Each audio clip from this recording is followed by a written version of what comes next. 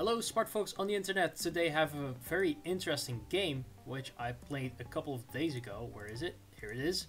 And we are playing an Elyrion mirror match. And after the game that I had a couple of days ago, in which I played against Elyrion, I was really curious to see how other people were playing them on continents. So I decided, why not just try it myself?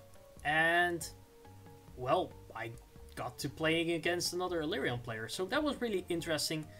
And we are going to see how both of these weird and wacky strategies play out. We are in the bottom, we are playing pink Elyrion, and my opponent is playing brown Elyrion, Hudrick Elyrion, I guess. And it turned out to be a pretty interesting matchup, so let's just see how all of that goes. Pretty standard opening here. I have a lot of forest with a lot of animals and a lot of fruits, so that's kind of nifty. And my opponent does the same opener basically, but they got a bit unlucky and they walk into the water here, or I guess onto the tile next to water. Nothing too spectacular. Let's turn on the fog. That might be more interesting to all of us. So we see a village here, we see another village over here, we see there's a lot of fruits, which is really bizarre. I don't think Elyrion has the highest fruit spawn rates, but it looks kind of nice. And my opponent here does find a secondary village as well. So still pretty equal, but I must say my spawn was kind of the best out of the two, but my opponent was really high elo rating if I remember correctly, so it was kind of nice.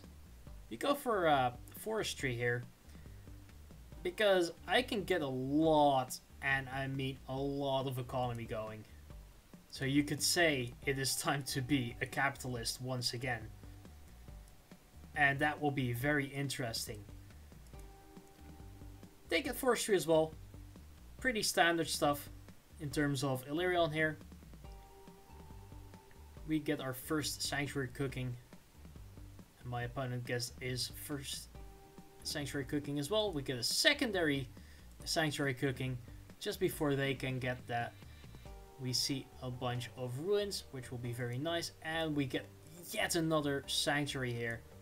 And at the end of this turn, we are looking at 16 stars per turn at turn 6. Absolutely insane. That is great. And we're looking at 3 different ruins here that we're going to explore.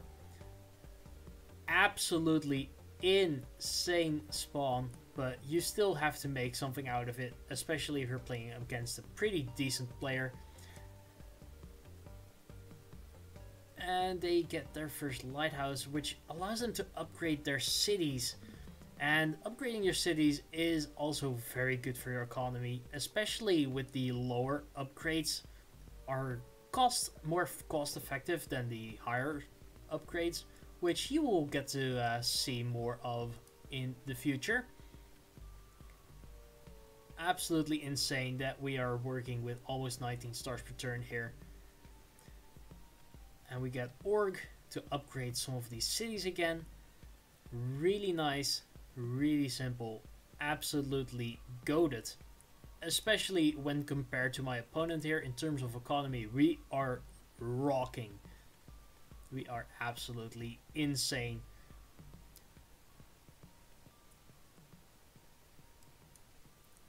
We get fishing here because we want to get started getting onto the water.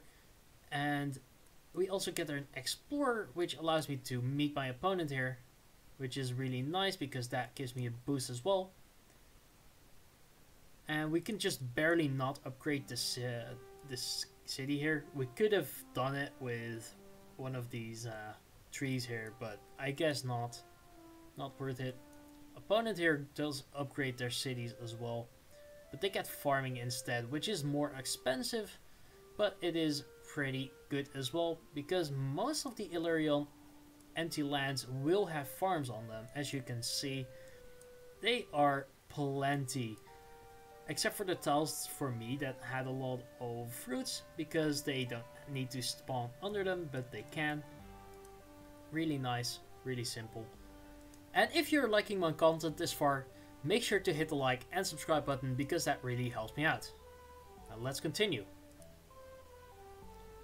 We get onto the water because, as you saw in the video in which I played Polaris against Elyrion, it is important to focus on your economy first, get around maybe 20 stars per turn, and then you can build yourself a pretty good navy here. And that's exactly what I wanted to do. So here we go, we upgrade some more cities, and we even get to 30 stars per turn at the end of turn 9, which is absolutely insane. But we also start going for the navy here, and we want to see what is out here, and we know that there's a starfish over here, so that's very nice as well. My opponent here gets mathematics from the ruin, which is absolutely insane. That allows them to upgrade some of their cities to level 5, which would mean dragons. And if they decide to go for that, they need to stall for a bit, and then they can absolutely dominate me with just some dragons. Because dragons are really overpowered, in my opinion. It's just so hard to deal with. They basically outrange anything.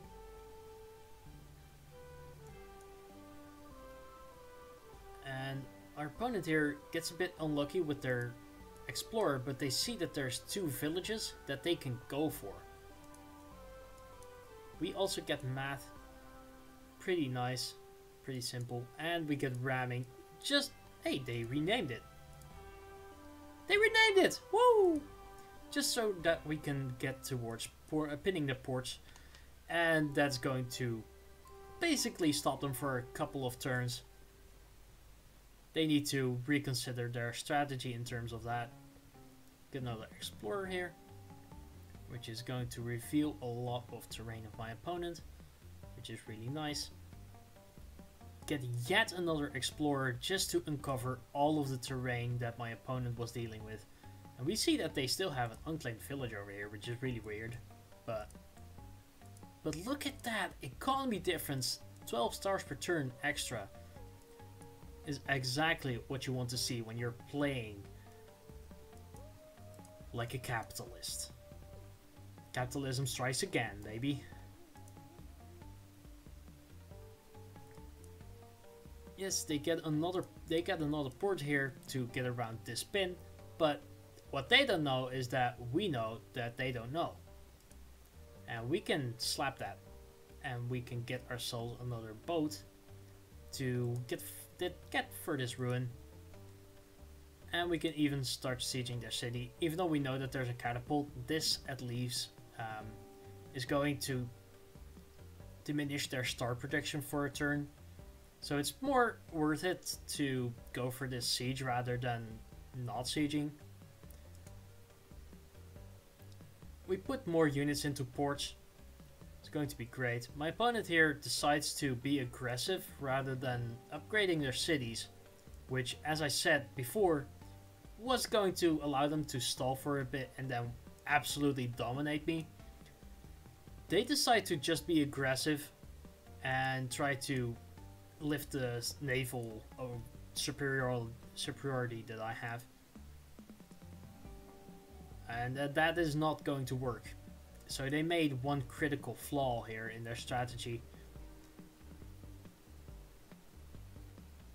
And we even get ourselves one catapult over here to be able to siege this city more easily. It's going to be really nice to pin this city so that they can't do anything with that. Makes it really simple for us to win this game. We get aquatism because aquatism is absolutely goated. And we kill their rammer over here. We even get ourselves a bomber in order to stop all of this from happening, and even start pinning down this city in order to lower their city count from 1, 2, 3, 4, 5, 6 to 4. And that is going to be everything you need to win this game, because we are already in the lead with 1, 2, 3, 4, 5, 6, 7. And we're going to get these two as well. You can already see that it was pretty simple here to just win. But I decided to go for a dragon as well. Just because dragons are cool. And I wanted to show them off. But I didn't get to show them off because I already won before that could happen. Yeah, they can hit by bomber, but that doesn't mean anything. And they trained themselves another catapult. And not knowing that we have vision on their city and that we're just going to kill that. So, in the end, I feel like they did make a lot of misplays. Their macro was a bit off. I would suggest for them to upgrade their cities rather than not upgrading their cities. Because they have the technology to do so. They can upgrade this city with farming and the fruit, and they can upgrade this city a bit more. They could even get themselves, yeah, they can get themselves a dragon over here, right? Yeah, maybe they need to take a border grove or something, or upgrade it with the with math. That could work. I feel like they had such great potential in this game, but they decided not to work with the things that they were dealt. And that is one mistake that a lot of people make. They decide to always do the same strategy and not try to pick a better path if there's one available.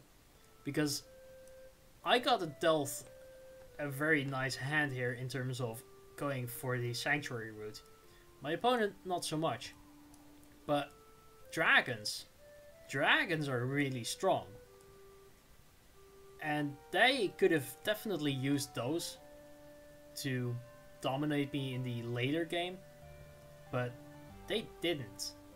And when they see here that I have aquatism, they decide to give up, and that is all.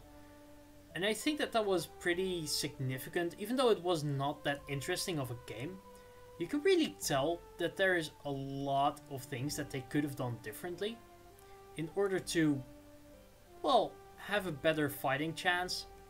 And even though it looks like my spawn was a lot better, and don't get me wrong, I think that it was a bit better than theirs. They had a different plan they could have used, but they didn't. And even though they got even a star ruin and they got math from a ruin as well, I feel like they just didn't use the tools that they were dealt. And they made some misplays, which allowed me to run away with the game pretty easily and pretty rapidly, especially due to the fact that I had a better spawn. But that is not all.